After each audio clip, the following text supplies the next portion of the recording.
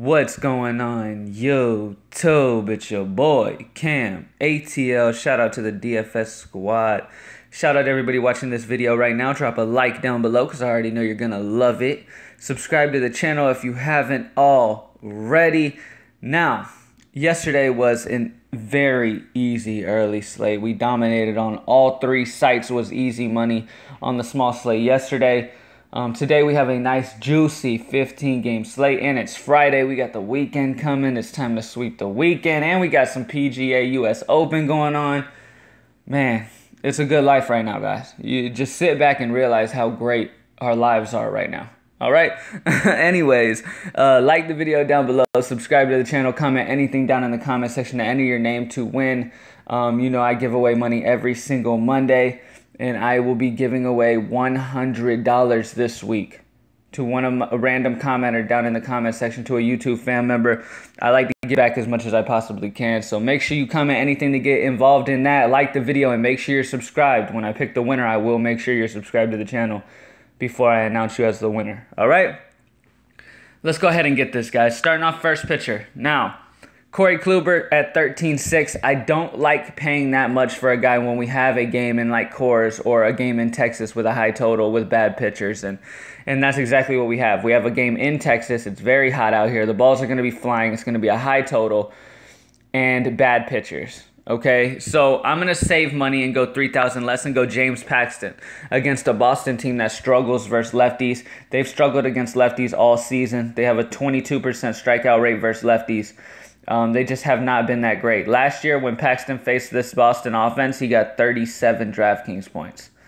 That's crazy. He struck out 10, okay? So expect James Paxton to have a solid outing here at home in Seattle. I love James Paxton. Lock him in at 10-7 as a nice value off of that top Kluber. Next up, I'm going to save some money with this next guy, man. I have a good feeling about this. Ronaldo Lopez. Now, Ronaldo's not going to blow you away with his strikeout upside because he doesn't have any. But against this horrible Detroit offense, he has some very solid potential. Definitely has the 20-plus potential. I'd say 20 to 25 is where he's most likely going to end up here against Detroit. His history versus Detroit, he's gotten 21 and 12 so far this year against them. The 12 came in Detroit. The 21 came at home. The White Sox are actually favorites in this game, and the wind is blowing in at damn near 10 miles per hour, blowing in, helping him out. Like I said, Ronaldo has been doing good versus this Detroit offense, holding them to a 200 average. And Detroit's lineup only has a 302 WOBA versus righties. Ronaldo has been very, very solid in games where they are favored to win. He has done good in both of those games, which they're not favored often, but every time he has been solid. He's a guy who does get blown up, but most of the time when he gets blown up, he's on the road. He got blown up in Pittsburgh, and he got blown up in Cleveland. In Cleveland makes a lot of sense.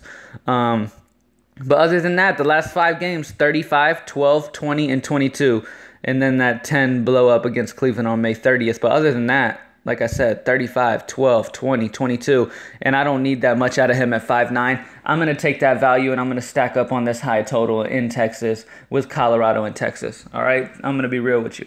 All right? Third base, Nolan Arenado. Okay? When Arenado faces a lefty, I lock him in, especially when he faces a bad lefty.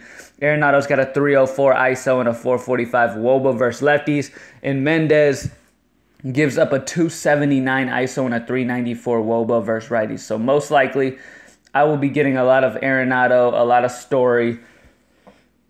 I'm going to have a lot of those two guys, okay? But one of my favorite value plays of the day as well is also at shortstop, and that's Jurickson Profar. He's been very solid for these Rangers, man, and he gets to go against Bettis. Bettis has not been that bad. He's been decent versus lefties, holding him to a 151 ISO and a 314 WOBA. Profar has a decent history versus him. It's a very small sample size, so I'm not even going to use that as much as a thing.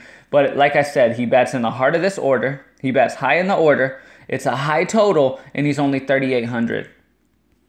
Those are my favorite parts about this, all right?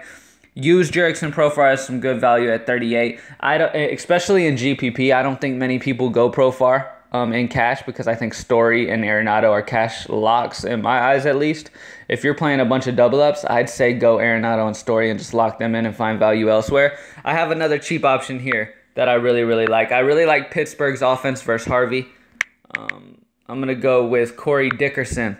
He's got the lefty on righty matchup. He's going against Harvey, who gives up a 209 ISO and a 372 WOBA versus lefties, and Dickerson hits righties very well with a lot of power, 229 ISO. So I like Dickerson a lot here to hit a dinger. I'm predicting a dinger here from Corey Dickerson at 3.9. Definitely get some exposure to some of the cheap Pittsburgh bats against Harvey, especially the lefties. I love Corey Dickerson. Get involved with him. And that's it, man. Get involved in that Texas-Colorado game. I like both sides of it. I prefer Colorado side of it because, I mean, obviously there's no better hitter park than Colorado, but Texas is very close. Okay, so this is one of those games where just like when there's a game in Coors, you stack up Coors. This game is in Texas with a high total and a bad pitcher in Mendez on the mound for Texas. Stack up, okay? Stack up, all right? And that's it, guys. James Paxton, Ronaldo Lopez, Nolan Arenado, Jurickson Profar, and Corey Dickerson. Ronaldo Lopez is our value guy, man, and I see him getting enough to hit that value at 5.9. And then Paxton against Boston. Boston's not good versus lefties. I know you look at the Boston offense and you're like, man, that's a bad decision. But Boston has not been good this year versus lefties. So it's a good situation for Paxton to have a very solid game at 10.7. I love the 3,000 discount off of Kluber, to be honest with you.